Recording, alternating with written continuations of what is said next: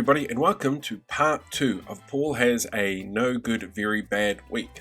This time, it's something a little bit different to the first time, which was just, a mishap in not knowing the difference between screw sizes, really. My own fault. I should have known better. I should have done some research. I didn't. No one to blame but myself. This one really annoyed the hell out of me though, and it all starts last week when I decided to finally bite the bullet and go off and do some Christmas shopping. Now, I am not in a Christmas mood this year. Last year, fantastic. This year, have no time for it, have no patience. I really don't want to deal with people, and I really don't want to go anywhere for it for Christmas. I would like it to be 2022 already because I'm so over this year. But I decided, no, bite the bullet. I knew what I was getting. I was going to go off and get my daughter and my son something for Christmas, and I knew exactly where I had to go and get it. A little shop on Herstmere that sells everything fun and funky and nerdy and geeky. It's called Retrospace. I've mentioned them before. Paul and Rochelle, who run the shop, are absolutely amazing. So I decided I was going to head along there and grab some stuff there for the kids.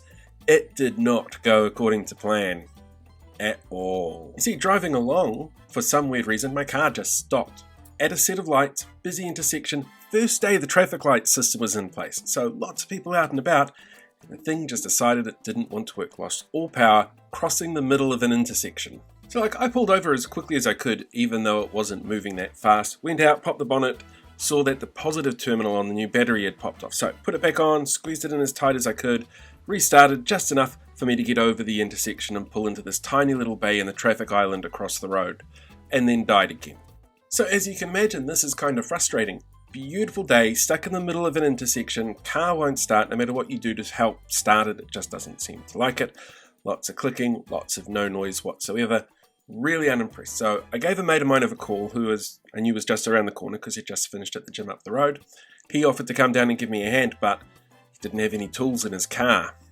And as he's trying to navigate traffic to be able to come over and give me a hand, because as I said, busy intersection, a police officer in a plainclothes car pulls up behind me. And honestly, I hate when cops pull up behind you. I think it's just an automatic reaction to seeing police behind you. It freaks you out a little bit, and I have a bit of a past history of waking up in awkward situations with police officers, which I might go into one day, and it's not as dodgy as it sounds. It was kind of dodgy, but not my fault. I was 12 at the time. This is sounding creepier and creepier than it needs to be. What I'm trying to get to here is I think everybody has a natural aversion to cops pulling up behind you, but this cop shows up behind me, lights flashing, and it's like, ugh, just what I need today. So super grateful that the cop actually pulled up in the end. He had in the boot a 10mm spanner wrench thing to be able to tighten the bolt on the battery terminal, which was amazing. So incredibly helpful.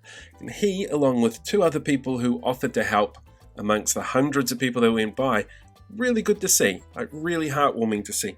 At the same time, lots of people went by and nobody offered to help, and they were literally right there, and that's kind of shitty. Car was going, I was happy, pull off.